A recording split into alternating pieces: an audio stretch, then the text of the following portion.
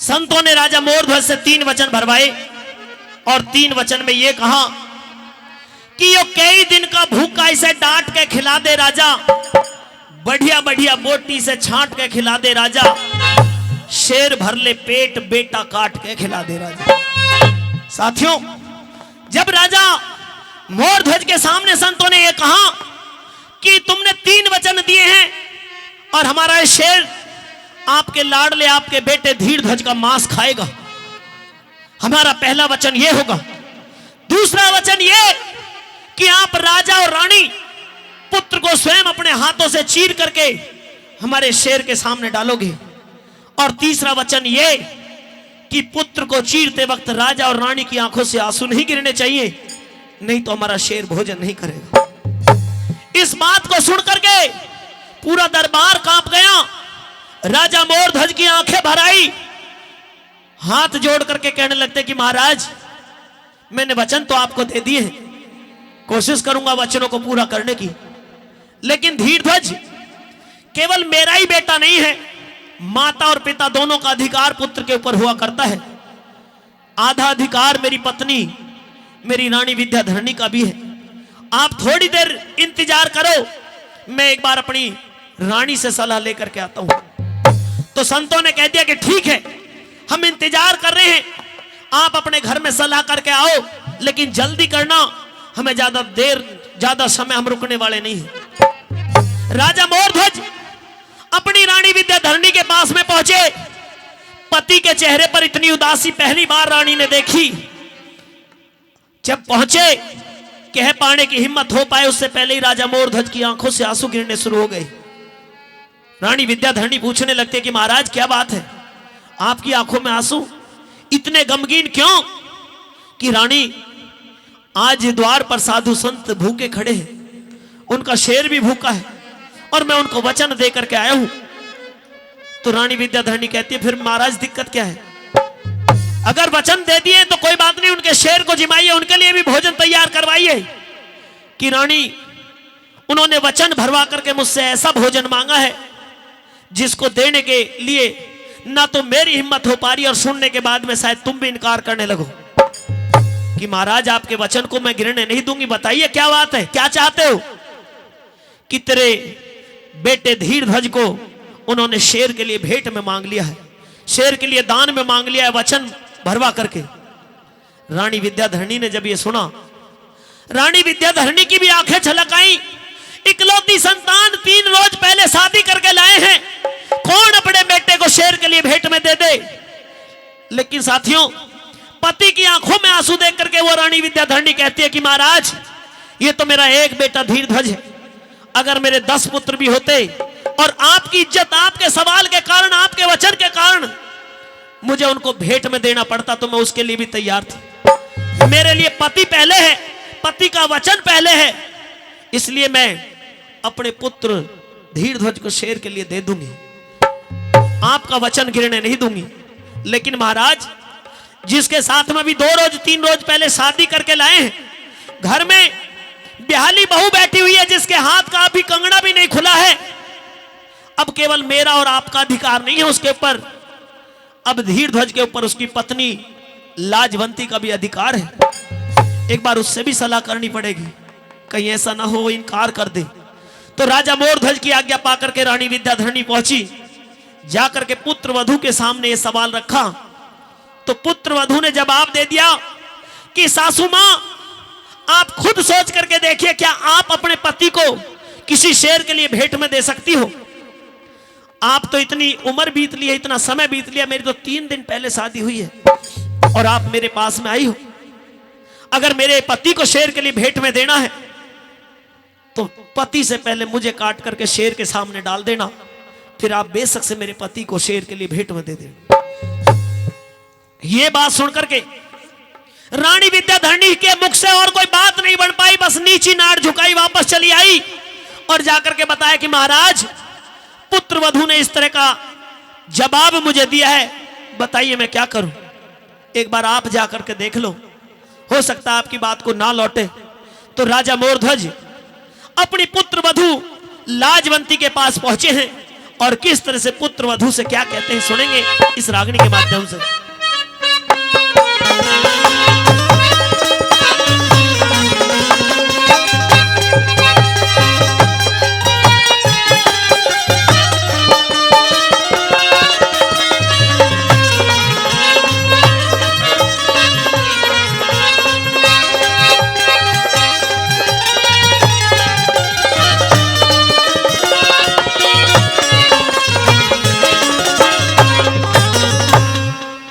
हे पुत्र वधू लाजवंती, आइए पिताश्री, सबसे पहले तो ये धर्म की बेटी आपके चरणों में प्रणाम करती है। सौभाग्यवती भव। हे पुत्र वधू, हाँ पिताश्री। आज तेरा ये धर्म पिता तेरे पास में बड़ी आस उम्मीद लेकर के आया है।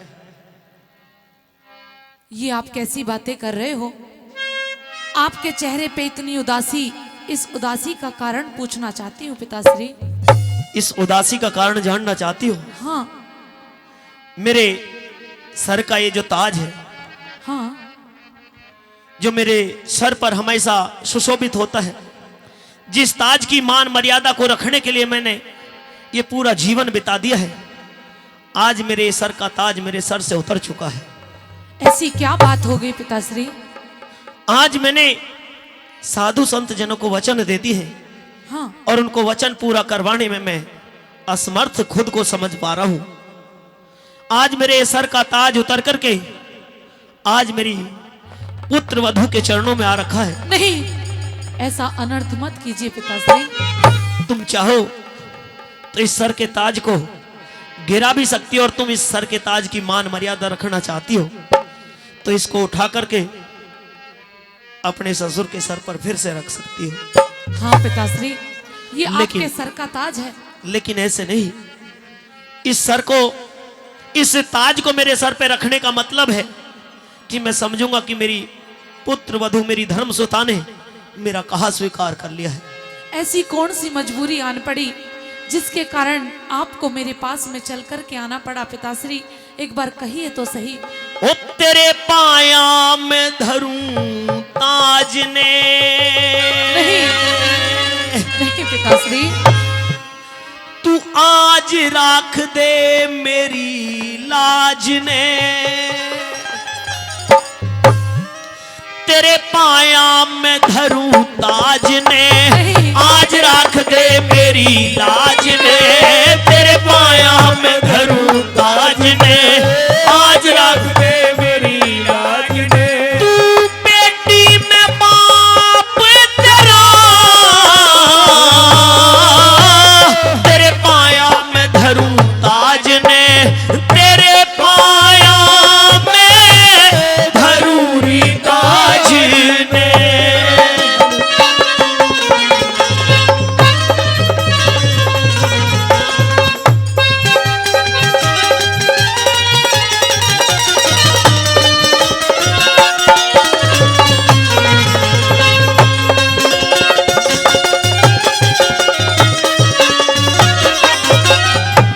आपके सर का ताज आपके सर पे शोभा देता है पिताश्री, आप ऐसा अनर्थ मत कीजिए। हे धर्मसुता, हाँ, इस सर को, इस ताज को मेरे सर पे रखने से पहले सोच समझ लेना मैं आपसे क्या मांगने के लिए आया हूँ। अच्छा, हाँ। मेरी बात सुनिए पिताश्री।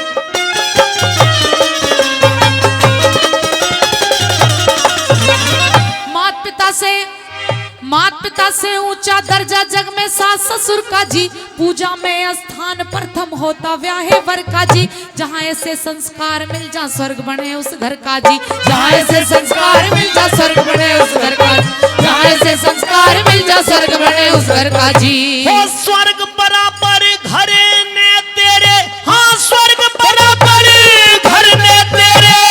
नरक बनावण आया बेटी, क्यों? अमृत जैसी जिंदगानी में जहर मिलावण आया बेटी।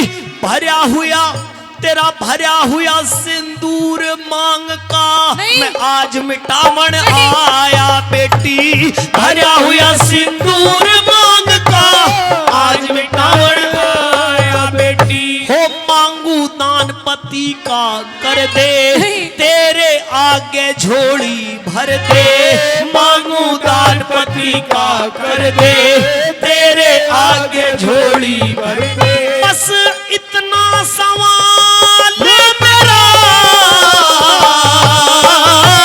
तेरे पाया में धरूं ताज ने, तेरे पाया में धरूं ही ताज ने।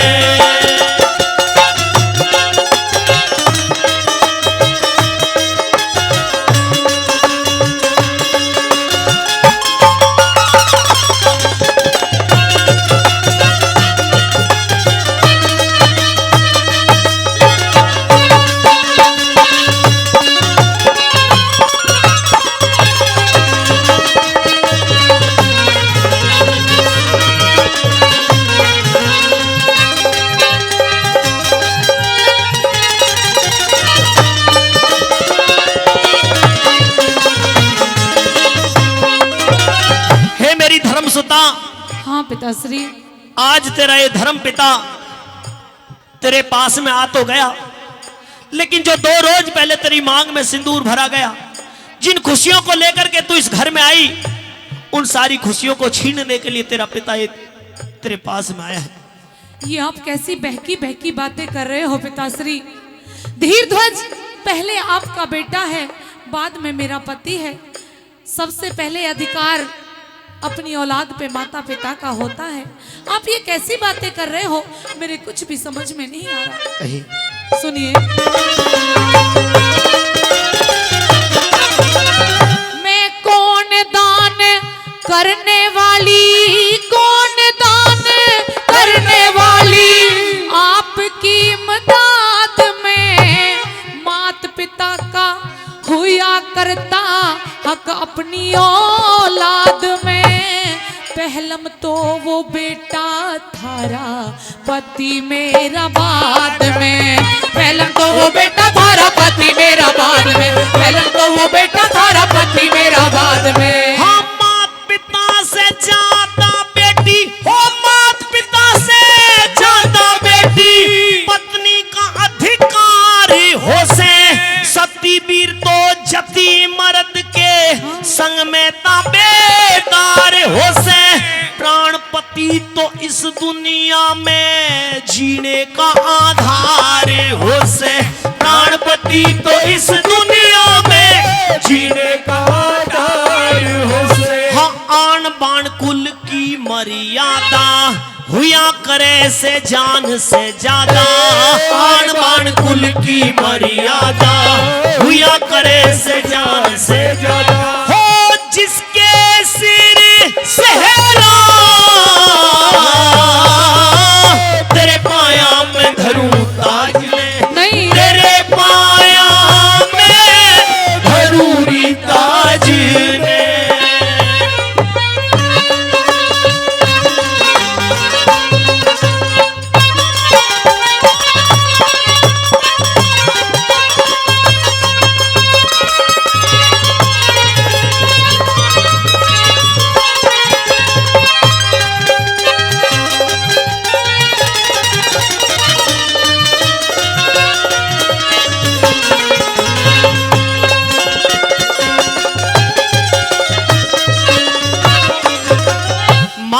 का अधिकार तो होता है संतान के ऊपर, लेकिन शादी हो जाने के बाद में पत्नी का भी अधिकार हो जाता है।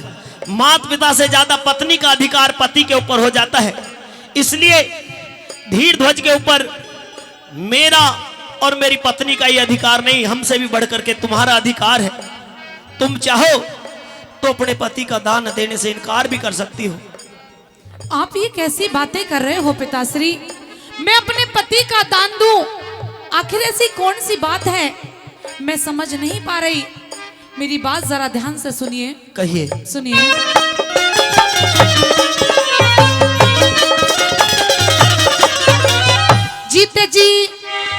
जीते जी ना घटने दूंगी थारे कुल की शान में। वे माता ने जन्म दिया है ऐसे खानदान में, थारे लिए अपना सब कुछ कर दूंगी कुर्बान में। थारे लिए अपना सब कुछ कर दूंगी कुर्बान में। थारे लिए अपना सब कुछ कर दूंगी कुर्बान में। हाँ, दान पति का करे के मारे, क्या दान पति का कर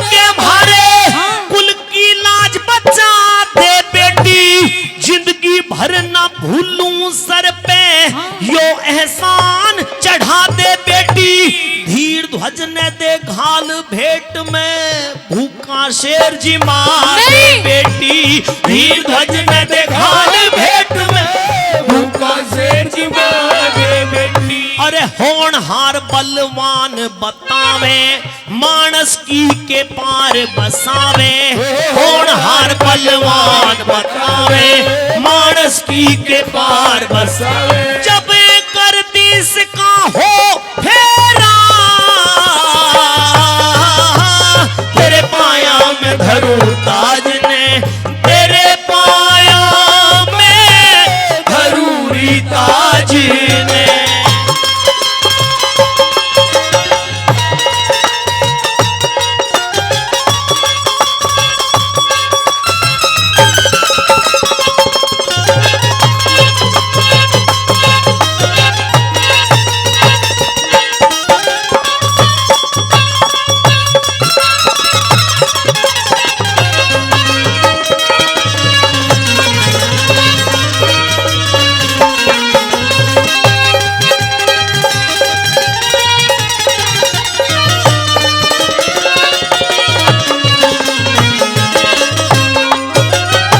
पुत्रवधू लाजवंती, हाँ पिताश्री। तेरे ऊपर मेरा कोई जोर नहीं है। तू चाहे तो इनकार कर सकती है, मैं यहाँ से नाड़ नीचे झुका करके लौट जाऊंगा। पिताश्री, लेकिन अगर मैं यहाँ से लौटा तो शायद आज के बाद में तू अपने ससुर का कभी चेहरा देख नहीं पाएगी। ये आप कैसी बातें कर रहे हो? आपने मुझे धर्म संकट में डाल दिया पिताश्री। अभी मेरी शादी को 2-3 रोज हुए हैं। मेरी सारी जिंदगी बिना पति के कैसे व्यतीत होगी, आपने एक बार भी नहीं सोचा। अरे अगर आपको अपने बेटे को दान में देना था तो मेरी शादी क्यों करके लाए थे? मुझे इतना बता दीजिए। हे पुत्रवधू, धीरध्वज मुझे प्राणों से प्यारा है, प्राणों से भी बढ़कर के प्यारा है वो धीरध्वज, जिसको मैंने सारे लाड प्यार देकर के पाल पोष करके बड़ा किया। उस धीरध्वज को आज मुझे शेर के लिए भेंट में देना हो पड़ रहा है, लेकिन केवल अपना वचन पूरा करने के लिए। आप अपने और इस वचन को पूरा कराने के लिए तुम चाहो तो इस वचन को पूरा करवा सकती हो, और तुम चाहो तो इस वचन को गिरा सकती हो। अगर मैं मना कर दूं तो? अगर तुमने मना कर दिया हाँ, तो तेरा ये धर्म पिता यहां से नीची नाड़ झुका करके लौट जाएगा। कभी जिंदगी में जीवन में लौट करके तुझे अपना चेहरा नहीं दिखाएगा। आज के बाद में तू अपने ससुर राजा मोरध्वज को देख नहीं पाएगी अगर तूने इनकार कर दिया तो। ऐसी बातें मत कीजिए पिताश्री, मेरी बात जरा ध्यान से सुनिए। अगर मेरे मना करने से आपके कुल इज्जत को दाग लगता है, धब्बा लगता है, तो मैं ये हरगिज नहीं होने दूंगी। मेरी बात जरा ध्यान से सुनिए।